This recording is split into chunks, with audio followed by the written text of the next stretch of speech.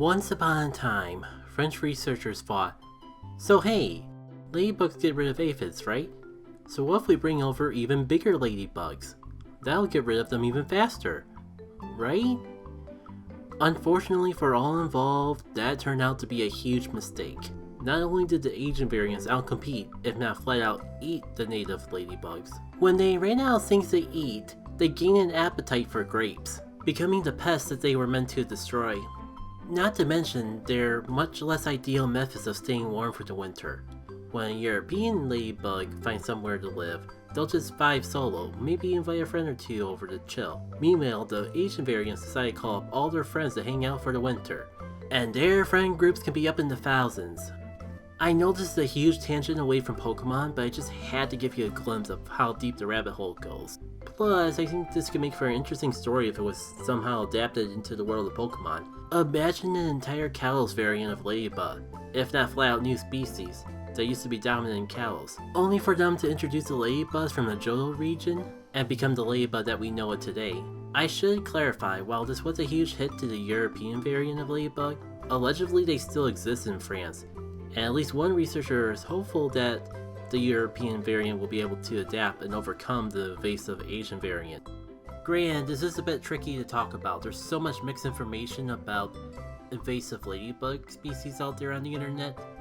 Heck, I'm doing a new voiceover right in the middle of this old one, because the more research I do, the less bad this all seems. There's a ton of myth and rumors about the Asian variant of ladybugs. Granted, everything I said is backed by an article.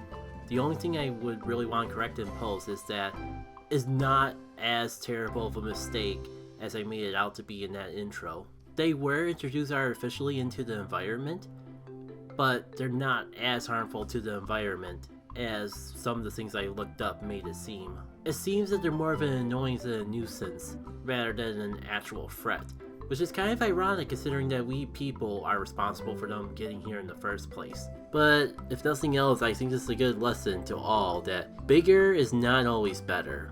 If you missed the short where I go into how I got into this whole rabbit hole about ladybugs in the first place, I'll be sure to link it into the video as a video card. If I remember, I'll even throw the 2 news articles that I referenced in the description. After all, I just did a quick bit of googling, so I can only assume that my sources are accurate. People who actually live in France probably can give me a better idea of the whole ladybug situation than I can. It has become very apparent very quickly that the world of ladybugs is not my expertise, and this rabbit hole should probably be handled by someone more experienced in this field of nature. Well, at least I learned something new, a bunch of new things, more than I was ever ready to actually experience. So I'll see y'all for the next Legends DA short, where I'll actually talk about Pokemon. Probably. Dang, this whole time I never even mentioned once that ladybugs are actually known as ladybirds in France. You'd think I would have pushed that one a little higher in priority. Well, they're known as ladybugs around here, and I couldn't find a good place in the video to bring it up. So here it is. Ladybirds. Ladybirds. Ladybirds. Ladybirds.